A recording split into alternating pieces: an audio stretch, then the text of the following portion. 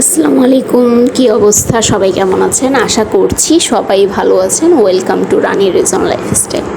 আসেন আজকে একটা গল্প শেয়ার করি আপনাদের সাথে। তো গল্পটা আমার খুব কাছের এক ভাবির, তো ওনার শ্বশুরবাড়ির গল্পটা। তার শ্বশুরবাড়িতে 3জন ননাস, একজনের বিয়ে হয়েছে, তো হাজব্যান্ডের সাথে প্রবলেম হয়েছে, হাজব্যান্ড 2জন বাচ্চাই রেখে দিছে ওনার ননাসকে ছেড়ে দিছে, ডিভোর্স দিয়ে দিয়েছে, বা ওনার ননাসের বাবা ওনাকে ডিভোর্স করে নিয়ে আসছে। তো যাই হোক, কাবিনের টাকা দিয়ে দিচ্ছে। তারপর তার ননাস জব টপ করে চলাফেরা করে, ইন্ডিয়াতে থাকে। দেন দ্বিতীয় ননাসও বিয়ে শাদি করছে, প্রেম করে বিয়ে করছে, কাউকে জানায় নেই। দেন তার বাবা জানতে পারে, তো অনেক কাহিনী করে দেন, সংসার এখন চলতেছে। তো তৃতীয় ননাসও বিয়ে শাদি করছিল বাবা মরে যাওয়ার পর ইন্টারে থাকাকালীন। তো তাদের শ্বশুরবাড়ি সবাই একটু আর কি, খুব সহজে টাকা পয়সা খরচ করতে চায় না। গ্রামের মানুষ, বুঝতেই পারছেন, তারা খুব হিসাব করে টাকা পয়সা খরচ করে। তো যাই হোক, তারপরে আপনাদের তিনজনই খুব ছোট ননাস দেখে ইন্টার পড়াকালীন নিজের পছন্দ একটা বিয়ে করলো। বিয়ে করার পরে ছেলে খুব টাকা পয়সা ভাঙলো মেয়ের ক্ষেত্রে। তো সবসময় টাকার দিকে ফলো না করে স্বাভাবিকতার দিকে ফলো করাটা বেশি দরকার। তো তখন দেখা গেল যে টাকা পয়সা ভাঙতেছে, বাট শ্বশুরবাড়ি নিতেছে না, মেয়ের ফ্যামিলিও সেভাবে সে জিনিসটাই করতেছে না, চলুক। তো অ্যাট এ টাইম মেয়েটা প্রেগনেন্ট হয়। তো প্রেগনেন্ট হওয়ার পরে দেখা গেছে ছেলেটা কোনো কারণে ডিভোর্স দিয়ে দেয় তার ননাসকে, ছোটো ননাসকে। তো ডিভোর্স দেওয়ার পরে তখন 7-8 মাসের বাচ্চা কি করবে?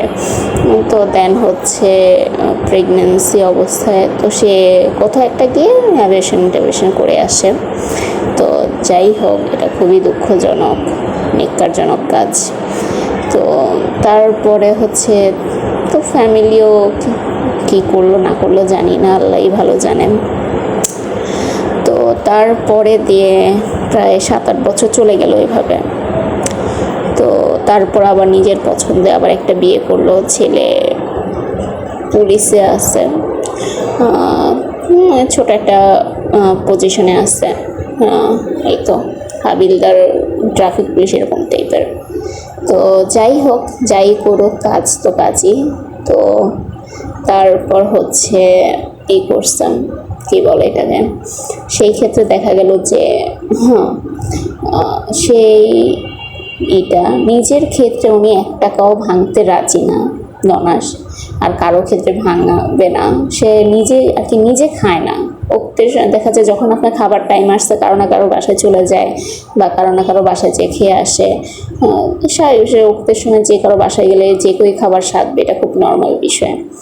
তো খাবার টাবার দেখা যায় খুব একটা বাজার সদাই করে না, খুব এই ধরনের করেছিল। তো প্রথম তার ভাবে মনে করছে যে বাজার করে না, খাওয়া দাওয়া করে না, দেই।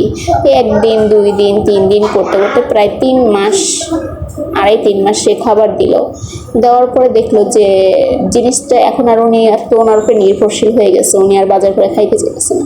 তখন উনি ওনার পরিচিত জিজ্ঞেস করলো যে উনি সব কিছু করতেছে, নিজের ক্ষেত্রে কেন বাজার করে খাইতেছে না?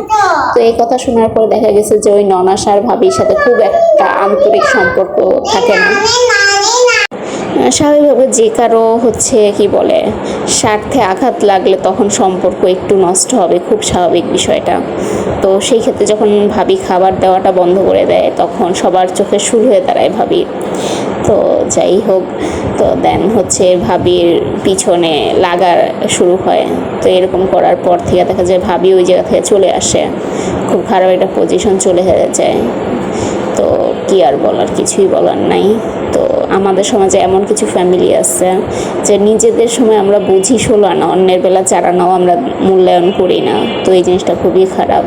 ওনারা ওনাদের শ্বশুরবাড়িতে আর কি কোনো কথা বলবে না, তাতে কোনো সমস্যা নাই। বা তারা তাদের ভাইয়ের বোর সামনে শাশুড়িদেরকে অপমান করে কথা বলবে, তাতে কোনো সমস্যা নাই।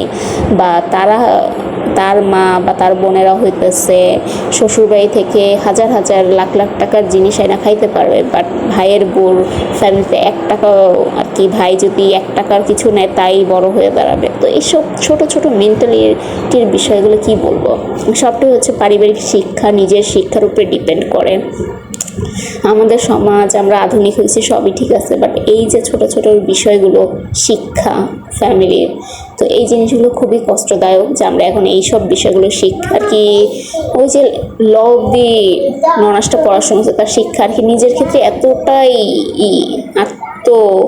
কি বলবো স্বার্থপরতা, কি বলবো কিছু বলার নাই, সবটাই যার যার নিজ নিজ স্বার্থে, বলে না স্বার্থে ঘা লাগলে কেউই কাউকে ছাড়ে না, তো বিষয়টা সেখানেই। তো আল্লাহ সবাইকে হেদায়েত দান করুক, এটাই, আর কিছু বলার নাই। স্বার্থে ঘা লাগলে কেউই কাউকে ছাড় দেয় না, এটাই বুঝলাম জীবনে। তো আপনারা ভালো থাকবেন, খোদা হাফেজ, টাটা।